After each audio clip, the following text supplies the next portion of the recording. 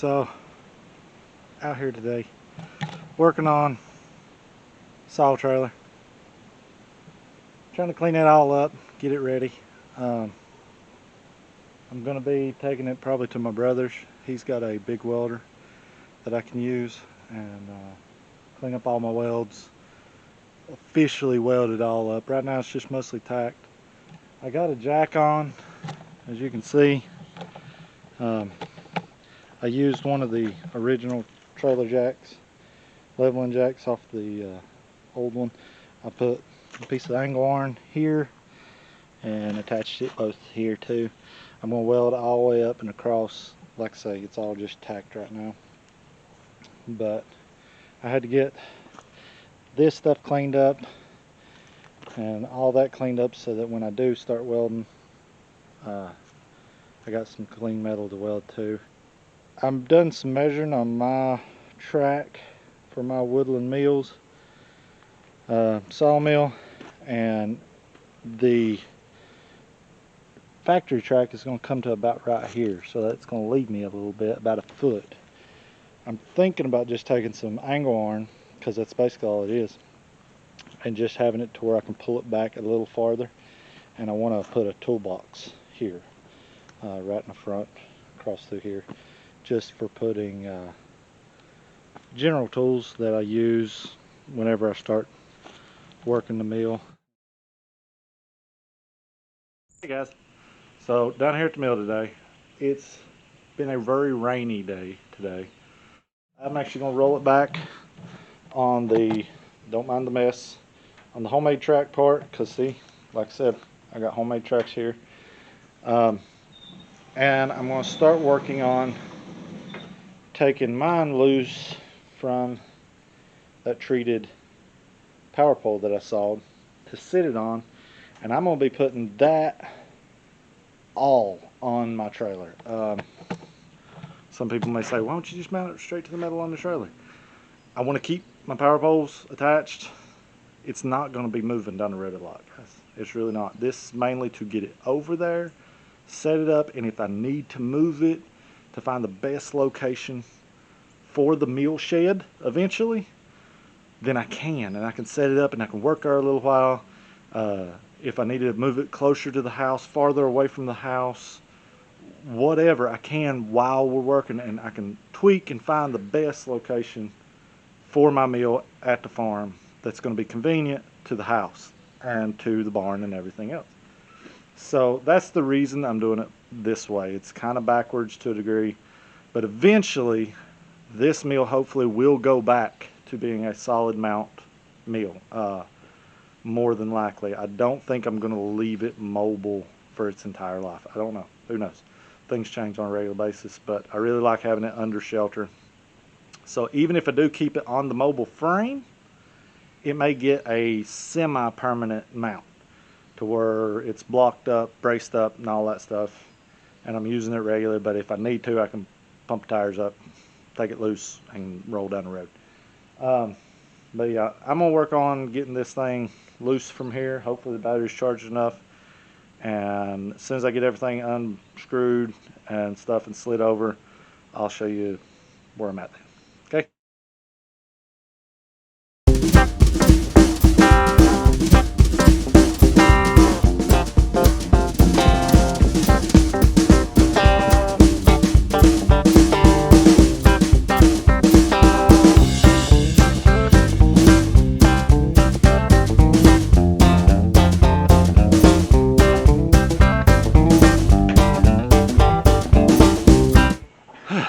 Okay, so thing's heavier than it looks, but it should be, right?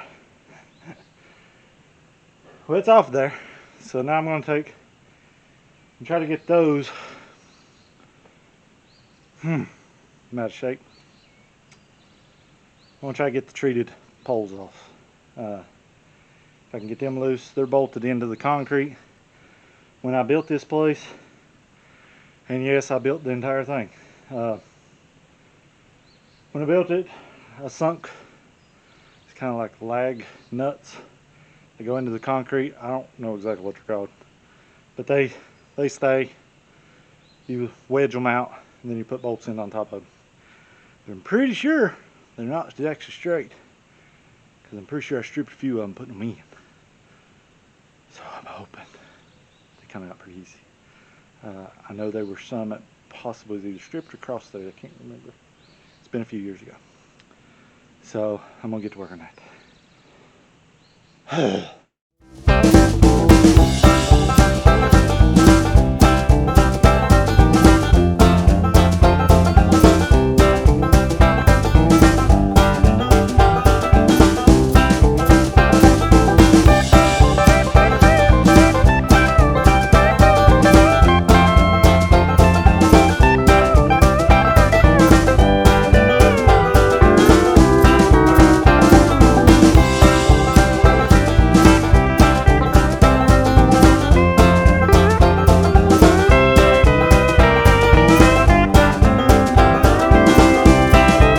I actually worked up a sweat.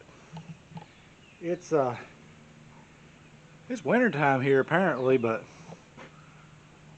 tell North Carolina that. Rainy, kind of humid, and I sweat really easy anyway. But anyway, last bolt, last one. I think it's stripped out in the concrete. It's coming up out of the concrete, I believe. So I think I can get a pry bar and actually pry the whole thing up out of there and just leave the hole, which is fine. I got it up to a point where it should just come on out if I can lift it straight up. I got the one off. This thing's in two pieces, two sections. I didn't have none. This building's 26 foot long, so I didn't have none 25 feet because that's what that is when I built this. So it's going to be in two pieces on the trailer as well, but that right there holds the majority of the track, one piece. So that's a good thing. But now I need to try to get that heavy thing picked up and see how it's going to line up on the trailer. Okay, so that is what was holding the other one in. I got the whole thing pried out of there. It actually came off really good when I finally got it out.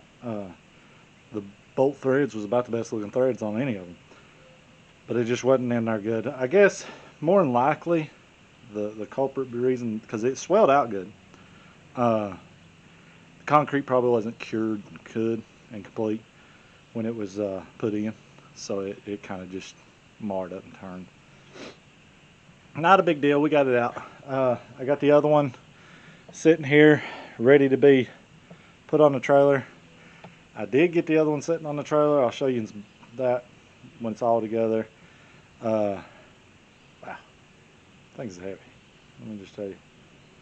I'd say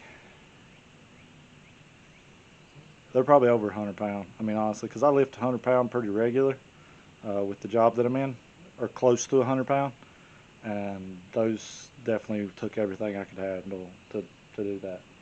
So I'm going to do that again, and hopefully just the one more time. Those other ones are shorter, so they won't be as heavy.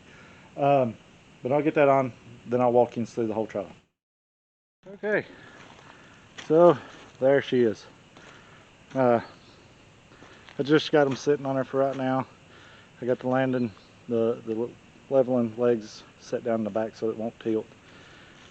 I'm back and forth on, guys, on whether or not I want to put my other axle in. Most of your trailers don't have two axles.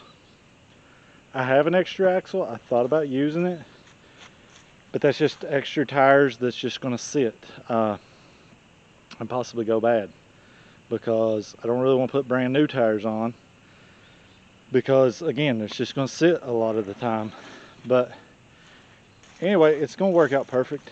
I still got this section to do. I'm going to cut that out of them other ones. The track that I took apart just now will probably land about right here. I'm going to add on just a little bit of homemade track just to give me the full length that I want. I would like to be able to get a full 18-foot log on here if wanted to. And I'm wanting to put rollers in this thing to where I can actually roll the log down and continue to saw if I needed to on a longer. As you can see, the mess that is the saw house. That's one of the things that I can't wait to get over to the farm. I actually have a place for that stuff over there. The big stuff is going to be sawed up into for firewood, and I got plenty of room for the little stuff for chipping, and I can set in and chip, and I just don't have the room here. I mean, as you can see, there's like a little driveway here that is blocked off right now, and it's hard to get a place for a pile. We basically tried to put 30 acres on almost 2.5 acres, and when you talk about a sawmill and logs, you're taking up a lot of space. So yeah, that's what I got as of right now. I think it's going to look pretty good. I'm going to take boards and actually make a little, I guess you'd say like a little seat or something, just a little shelf that'll cover the tires fender, I guess you'd say, down through there. So it's have a piece of wood on both sides. That's mainly to utilize those little brackets, keep from having to cut them off, and they keep me from running into my tire as much. And give me a place to set a board or two. If while I'm sawing, I can set 1 or 2 boards on that to resaw after I'm done. I can put it back up there and square it up, the edges, any kind of edging boards and stuff. That'll give me a good spot for those, so that I'm not taking them completely off the mill and then having to put them right back up on there. But yeah, I think it's going to work out good. These original holes look like they're going to line up with the frame, the main heart of the frame.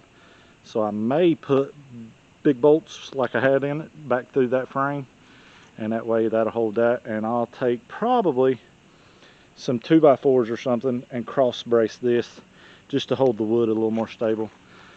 The wood is just to add a little bit more rigidity to that metal frame. It's an old camper frame, so it's not super rigid and stiff, and that'll help with it a little bit. That's the project for today.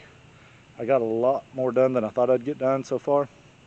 I'm going to clean up the mill that I got. We're probably going to turn that, after we get it all cleaned up, into hay storage or firewood storage, one of the two. We probably need hay storage more than we need firewood storage right now. So more than likely that'll be a good spot once it's cleaned out and cleared out for hay. Either that, or I got another idea, but we'll talk about that another day. All right, I'm gonna go get me something to eat because I'm hungry. But yeah, if you like the video, like, subscribe, stay tuned. I'm slow working on this stuff because I got a bunch of different projects and I'm all over the place. But I promise you, I'll get something done eventually. So stick with me. If you got any ideas, throw them out there. I hope you stick with us. Like, subscribe, do all that good stuff. Tell your friends, share. We need all the subscribers and followers we can get, guys. Just show us that you want to see more. All right? Thank y'all. Have a great day.